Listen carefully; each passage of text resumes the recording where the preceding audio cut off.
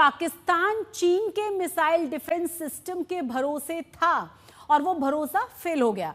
वहीं भारत के missile defence system ने पहली बार ही इस्तेमाल किए जाने पर बता दिया कि ताकत कितनी बड़ी चीज है। पाकिस्तान की मिसाइलों का काल बनने वाली भारत की रक्षा प्रणाली क्यों खास है, इस रिपोर्ट के जरिए जानिए। किसी भी एयरबेस के लिए ज़रूरी है कि जितना अच्छा उसके आक्रमण की क्षमता है, जितनी मजबूत आक्रमण क्षमता है, उतनी ही अच्छी उसकी रक्षा प्रणाली भी हो।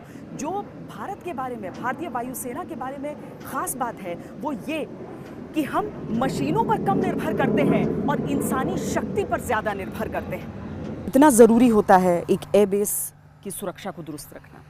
देखिए, आप ये समझ लीजिए कि अगर एयरबेस सुरक्षित ना हो, हाँ, तो यहाँ से आप लड़ाई नहीं कर पाएंगे। हाँ, क्योंकि अगर अटैक, इस बेस पर अटैक हुआ, यहाँ डैमेज हुआ, रनवे डैमेज हो गया या हमारे इंस्टॉलेशन डैमेज हो गए, तो फ्लाइंग नहीं हो पाएगी। फ्लाइंग रिस्ट्रिक्शन, बहुत रिस्ट्रिक्शंस पड़ेगा। हाँ, तो हमारी जो रेड जाएगी, स्ट्राइक जानी होगी, या हमारी जो air defence aircraft take off करने होंगे इस बेस से, वो नहीं कर पाएंगे। हमारा काम है इस बेस को प्रोटेक्शन प्रोवाइड करना, इसकी रक्षा करना।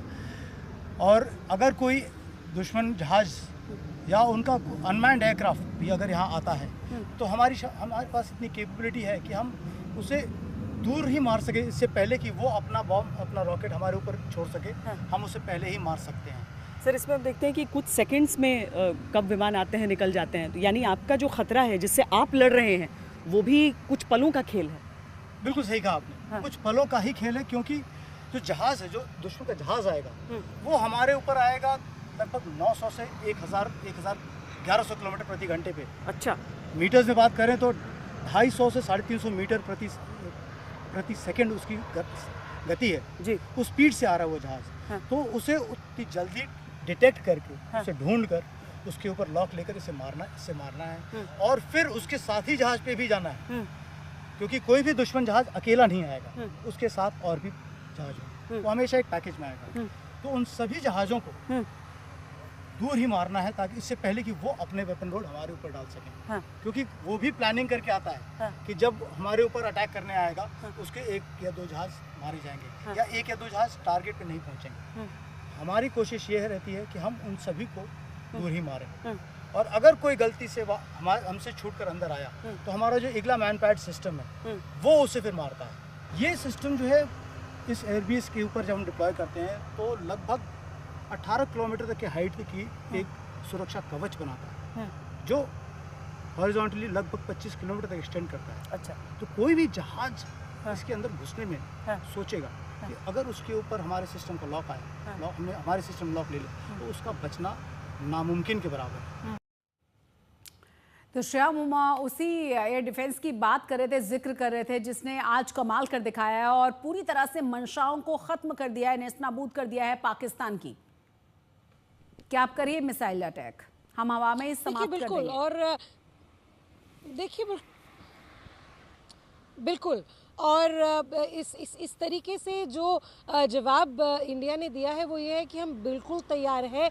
किसी भी तरीके की एस्केलेशन अगर पाकिस्तान की तरफ से की गई, तो हमारी ज़मीन को हम प्रोटेक्ट करने के लिए पूरी तरीके से काबिल है। दूसरी तरफ अगर हम बात करें तो ऐसे कई तमाम खबरें आई थी कि जिस मिलिट्री एस्टैब्लिशमेंट्स में भारत ने लाहौर में अटैक किया था, उनमें कई उनके एयर डिफेंस सिस्टम्स भी शामिल है। तो एक तरीके से उनके एयर डिफेंस सिस्टम तो काम करने से नाकामी रहेगी, लेकिन दूसरी तरफ भारत ने अपनी सफलता पूरी जोश के साथ आज दिखाई। और इसके अलावा भी हम जब से ये पहलगाम में हुए इस घटना को पूरे देशवासी मौन कर रहे थे, लगातार हम देख रहे थे कैसे हमारी सेना और हमारे तमाम जो हेड्स है, जैसे प्रधानमंत्री के साथ साथ जो NSA है, जो सेना के प्रमुख है, लगातार वो लगे हुए थे इस ऑपरेशन को प्लान करने, और कितनी एक कोऑर्डिनेटेड तरीके से इस पूरे एक ऑपरेशन को प्लान किया गया।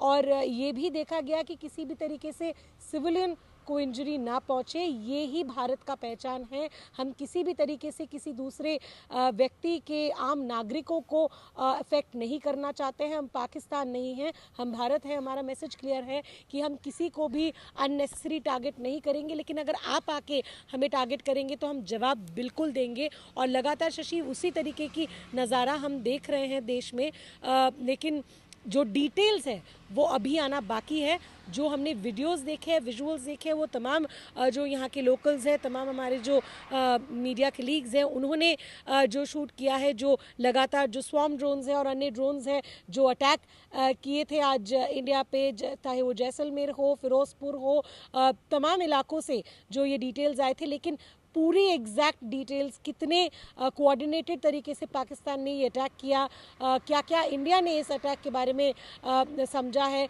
ये सारे डिटेल्स हमें कल मिलेगा। और इसके अलावा एस जयशंकर की उस बात पे गौर करनी चाहिए कि हम रिटेलिएट तो खुद से नहीं करेंगे, लेकिन अगर हमें कोई अटैक करे तो हम जवाब देने के लिए बिल्कुल तैयार हैं।